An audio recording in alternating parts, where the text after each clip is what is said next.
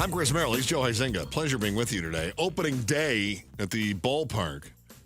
The first pitch, a little after 7 o'clock on our sister station, Arizona Sports 98.7. And thanks again to Luke Lipinski for joining us from Arizona Sports, who said that the interest in the Diamondbacks, the awareness of the players on the Diamondbacks jumped by more than 50%. That's what that playoff run meant to the D-backs organization. I thought he had 32 to 81. He said 31% up to 82%. Oh, so I had the numbers transposed. Yeah, that's fine. 31% up to 82% interest, he said. And what he did there was essentially take the conversation you and I had before the show where we were fighting, and he found a way to make us both happy.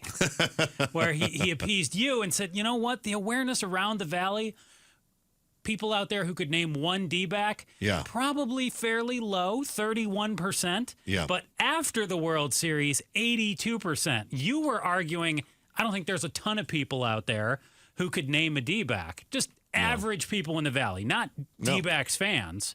Just average, everyday people. Just average. If you were to ask somebody, in fact, do this. And here's the problem that I'm having.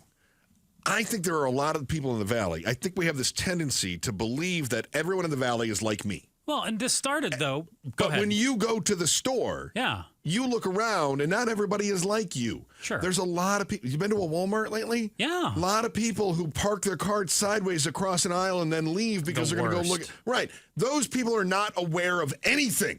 But certainly not aware of their surroundings. They're not aware of anything. But what made me feel like people are not like you is you specifically went to the store last night saying, hey, it's D-backs day at work today. It's opening day. Yes. I'm going to buy some D-backs gear because I want to support the local team, and I can't name a player. And the team's, well, I knew Montgomery. Yeah. Because he just signed. Resigned, right.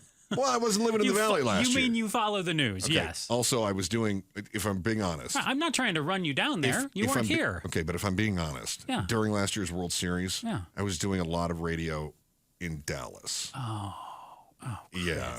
Why would you support the I actually, this is going to make you feel sad. I actually had to give updates on the World Series victory parade when it was happening. Oh, Chris. I'm sorry. No.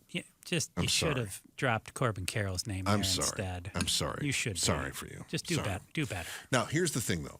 I look around, and I'm a sports fan, right? Yeah. But it always amazes me when something is so incredibly popular, how few people care at all. Your sports fandom is all over the place. You like Michigan football. Sure. Kansas basketball.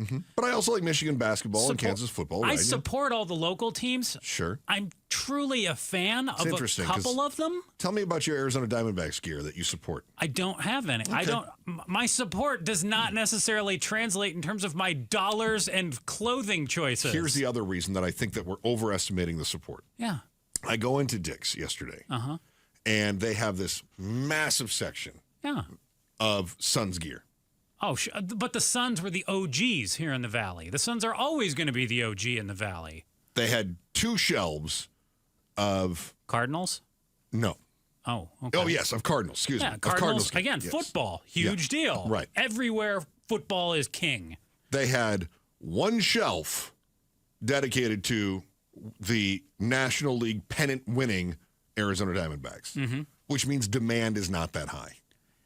Or is it just baseball in terms of the grand scheme of things? If that's the case, football, basketball, then baseball. Maybe. But are you telling me it's not America's pastime anymore to a lot of people. It's football now. You're arguing against yourself again, Joe. You're telling me 75% of the Valley knows players on the team. Yeah, and I'm telling you they don't, and you just told me that's right, because nobody cares. No. It's the third in line. I'm telling you they definitely can name a D-back. But it is third in line. All right. Yeah. Right. I'm not arguing against myself. You're just arguing you can't against just yourself. say I'm arguing against myself. No, third in line. Nobody cares. And they all care. Everybody. Justin, did I say nobody cares? Don't turn to him. He's not listening. Did those words come out of my mouth? Justin, are you kidding? Yeah. He's over there listening. Whatever you do, Justin, don't appease Chris. So listen, with producer Pablo out, we've got Justin, and he's over there listening to Beyonce's new Cowboy Carter CD. He's not even paying attention. He doesn't look like a Cowboy Carter kind of guy. No. Yeah. So here's one thing that I will say. Festivities at Chase Field today. Been a lot of talk about Chase Field and renovations, or I don't know, are we going to do a whole teardown? A rebuild? How about the whole weird thing last week where they had to cancel a game because of the rain? I believe it's the first time in the history of American sports that there was a rain out in a dome. And to peel back the curtain a little bit, there is you don't have to peel back the curtain. Everybody already knows, Joe. Everybody already knows. You told me that already. No, there is a safety issue out at at Chase Field where they cannot, or they are unwilling to close the dome with fans inside of the stadium. They say it's not safe. Like there's a strap that apparently could break. Yeah. And evidently in the last 4 years, no one's thought to fix the strap. And maybe they're looking for a ladder tall enough. Maybe it's just an expensive strap. I'd like to be the guy that has to go up on the ladder to fix that. No, thank you. No, I'm cool with being in a plane. I don't need to do that. We got leaky roofs. Yeah. We got dripping pipes. Mm-hmm. But we do have a shiny new pennant that we can hang. Yeah. Right? At Chase Field. Oh, and the team has invested just as much of their own money as the taxpayers and the county have in the stadium. Okay. So they're spending money on the stadium. I get that. I just feel like the taxpayers are not in a position. I've just seen the momentum on this shift over the years as far as taxpayers being willing to foot the bill for especially new stadiums. Mm-hmm. Maybe when it comes to renovations, you might be able to sell them on a shorter price tag, a smaller price tag. But I don't know. When it comes to the big stuff, and I know that there have been some that have done this, there have also been a lot that haven't done this as far as public partnerships with the teams. Yeah, I mean, the Dbacks are also quick to point out that Chase Field generates just as much and in most cases more sales taxes annually than any other professional sports team's facilities out here. They've invested more of their own dollars in the facility than any other Arizona professional sports owners have into theirs. Huh. You've really done your research on this, Joe. It was done for me. No kidding. Yeah. I'm just literate. Uh-huh. Yeah. I'm just trying to think of other businesses that are getting tax dollars to build their facilities. You don't see it a whole lot, but I will say this. It's not that it doesn't happen.